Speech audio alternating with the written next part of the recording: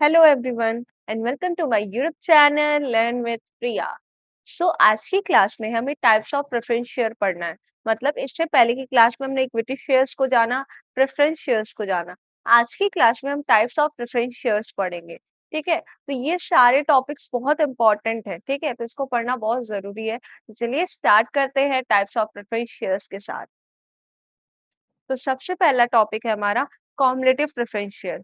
Cumulative preference shares क्या होता है? ठीक है, if the company does not pay a dividend in any year, the unpaid dividend accumulate and is paid in the future when profits are available. मतलब कि अगर company किसी साल डिविडेंड नहीं दे पाती है, मतलब जैसे जो प्रेफरेंस शेयर होल्डर होते हैं, जो लोग प्रेफरेंस शेयर ले रखे हैं, हमारे प्रेफरेंस शेयर्स को खरीद रखे हैं, अगर वो क्या बोलते हैं उनको किसी साल, क्योंकि प्रेफरेंस शेयर जो होल्ड करते हैं वो पैसा लगाते हैं, पर उसके बदले उनको कंपनी हर साल एक डिविडेंड देती है। जैसे हमको मंथली मंथली वो नहीं मिलता है सैलरी, वैसे ही ये डिविडेंड मिलता है किनको? शेयर होल्डर को, जो प्रेफरेंस शेयर ले रखे होते हैं। मैंने बताया भी है इससे पहले क्लास में।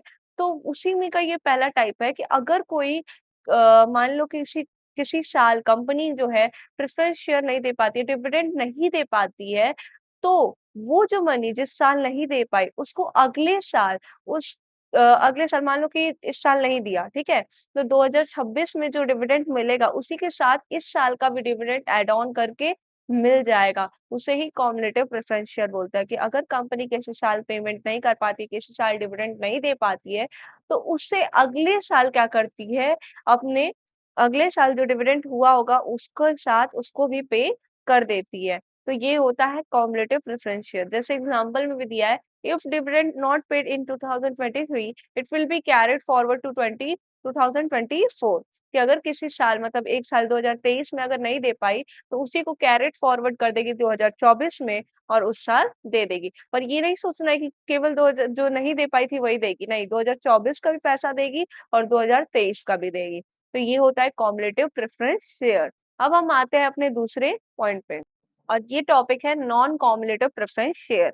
तो जैसा कि अभी हम लोग कॉम्युलेटिव में क्या पढ़े कि किसी साल पैसा नहीं दे पाई तो उसे कैरेट फॉरवर्ड करके दूसरे साल दे देती है, पर नॉन कॉम्युलेटिव में ऐसा नहीं होता है। नॉन कॉम्युलेटिव का मतलब वही चीज ऑपोजिट, अगर किस साल डिविडेंड नहीं दे पाती है तो उस साल का डिविडेंड वो पे नहीं करेगी। उस साल का डिविडेंड वो क्या करेगी? नहीं पे करेगी। If the dividend not declared in particular year, the share holder can not claim it later. मतलब कि अगर किसी साल वो नहीं दे पाई तो उसको कैरेट फॉरवर्ड नहीं करने वाली, ये नहीं कि अब दूसरे साल वो डिविडेंड देगी।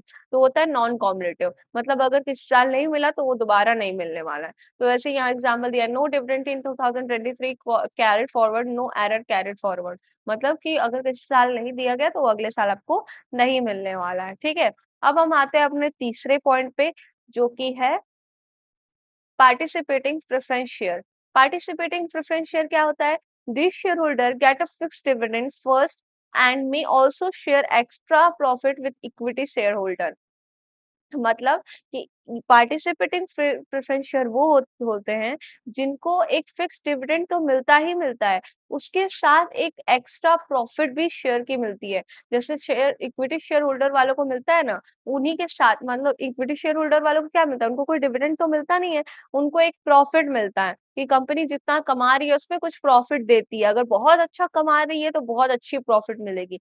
उसी तरह से यहाँ पे जैसे बोनस नहीं मिलता है, वैसे हो गया कि यहाँ पे इनको डिविडेंड तो इनका मिलेगा ही मिलेगा, उसके साथ साथ प्रॉफिट भी इनको दिया जाता है। वो होते हैं participating preference share. After paying all dividend, if extra profit remain, they they also पे ऑफ इट। मतलब कि अगर आपको आपका डिविडेंड मिल रहा है, उसके साथ साथ आपको प्रॉफिट भी दिया जा रहा है, उसे ही पार्टिसिपेटिंग प्रेफरेंस शेयर होल्डर बोलते हैं। और जो इससे पहले वाला था कॉम्युलेटिव, उसमें सिर्फ डिविडेंड की बात की गई थी कि अगर किसी साल डिविडेंड नहीं मिला तो उसको अगले साल पे कर दिया गया, वो कॉम्युलेटिव। और अगर किसी साल डिविडेंड नहीं मिला और अगले साल भी नहीं दिया गया, वो नॉन कॉम्युलेटिव। अब पार्टिसिपेटिंग क्या है कि आपको डिविडेंड तो दिया ही जाएगा, उसके साथ साथ आपको प्रॉफिट भी आपका दिया जाएगा। ये होता है पार्टिसिपेटिंग। अब हम आते हैं अपने नेक्स्ट वाले पे, जो कि है non participating preference share.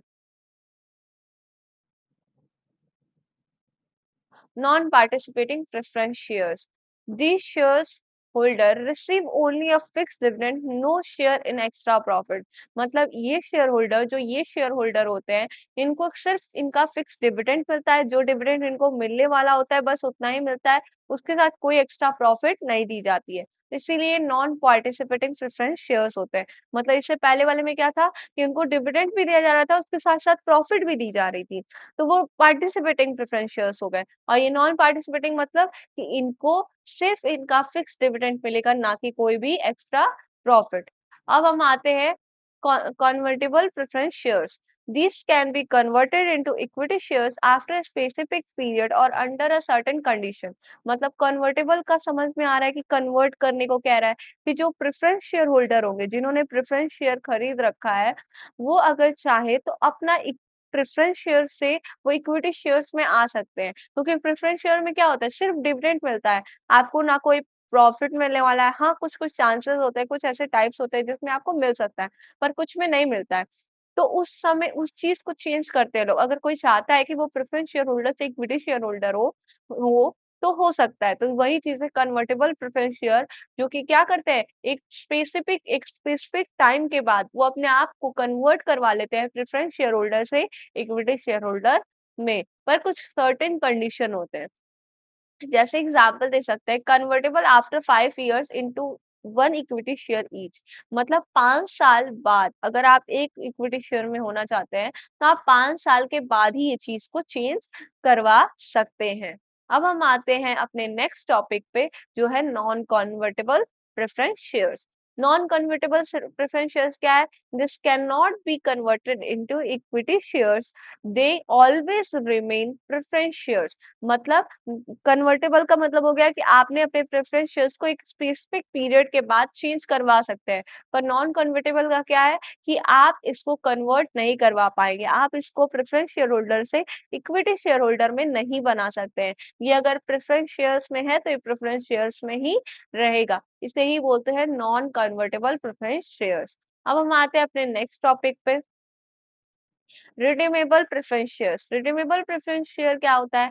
The company can buy back redeem these shares after a fixed period or date।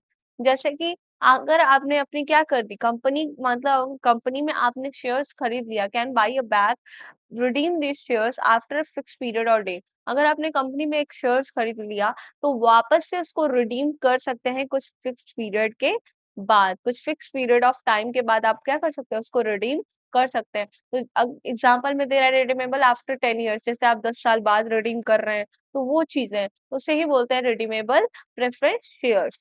अब हम आते हैं अपने नेक्स्ट टॉपिक पे, जो है irredeemable preference share. This cannot be redeemed during the lifetime of the company, paid only at a liquidation. So, however, in India, Companies Act 2013 does not allow irredeemable preference shares। मतलब कि irredeemable preference shares क्या होते हैं? वो preference share जिसको आप कभी redeem नहीं कर सकते, वो हमेशा ही चलेंगे जब तक कि कंपनी की लाइफ टाइम है।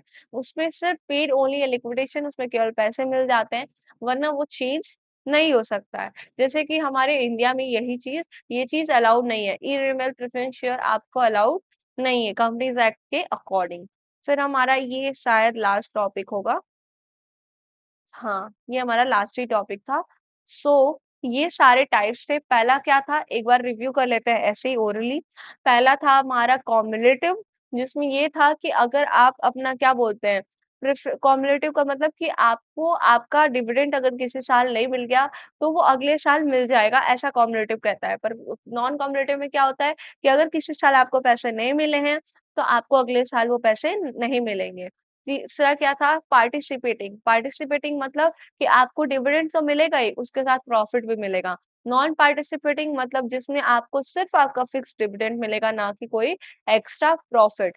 फिर आता है रिडीमेबल, मतलब कि अगर आप रिडीम करते हैं तो आप एक स्पेसिफिक पीरियड ऑफ टाइम के बाद रिडीम कर सकते हैं।